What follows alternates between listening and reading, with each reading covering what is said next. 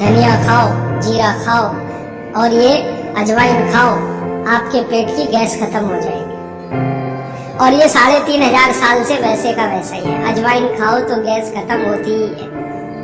कभी भी आप करके देख लो। आप में से किसी को भी बहुत गैस बनती हो, पेट में एसिडिटी की तकलीफ हो, आज से शुरू कर दो। आप खाना खाया तो उसमें ध्यान रखो अजवाइन ज्यादा रहे, दाल में, सब्जी में वगैरह। और अगर नहीं कर पा रहे हैं तो खाना खत्म करते ही थोड़ी अजवाइन खा लो। अजवाइन ज्यादा तकलीफ ना कर दे, उसका बैलेंस है काले नमक के साथ। तो थोड़ा अजवाइन और काला नमक मिला के हर खाने के बाद खा के देख लो। 3 दिन में ना आपकी गैस बंद हो तो आप जो कहो मैं हारने को तैयार। ये गारंटी मैं नहीं दे रहा हूँ, ये गारंटी अजवाइन दे रही है।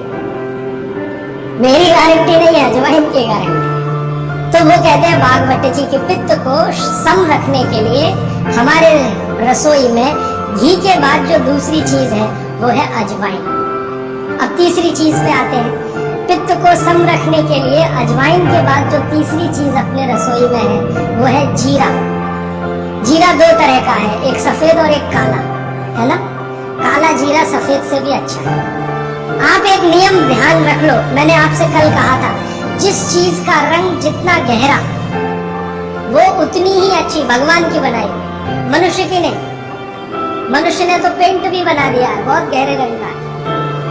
भगवान की बनाई हुई हर चीज में ये नियम आप देखना कि भगवान की प्रकृति की बनाई जो चीज जितने गहरे रंग की है उसकी क्वालिटी उतनी ही अच्छी है। तो जीरा 2 है, एक सफेद और एक काला। काला जीरा सबसे अच्छा, पित्त को खत्म करने के लिए सम रखने। तो आपके रसोई में एक हो गया घी, देशी गाय का, पित्त को खत्म करने।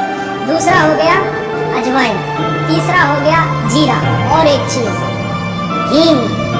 हींग तो आप सब समझते हैं। हींग भी भगवान की बनाई हुई है, आदमी ने नहीं बनाई। हींग के पहाड़ होते हैं, जैसे पत्थर के पहाड़ होते हैं ना, वैसे हींग के पहाड़ होते हैं। हींग वहीं से आती है। तो हींग है, जीरा है, अजवाइन है और देशी गाय का घी। अब इसके नीचे आता है धनिया। धनिया 2 तरह का है, एक सूखा और एक हरा।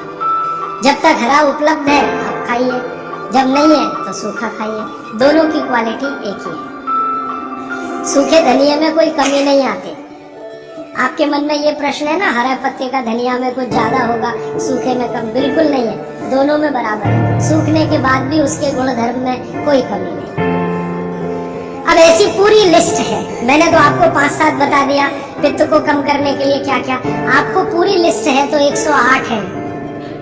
108 पित्त को खत्म करने के लिए रसोई में 108 चीजें हैं।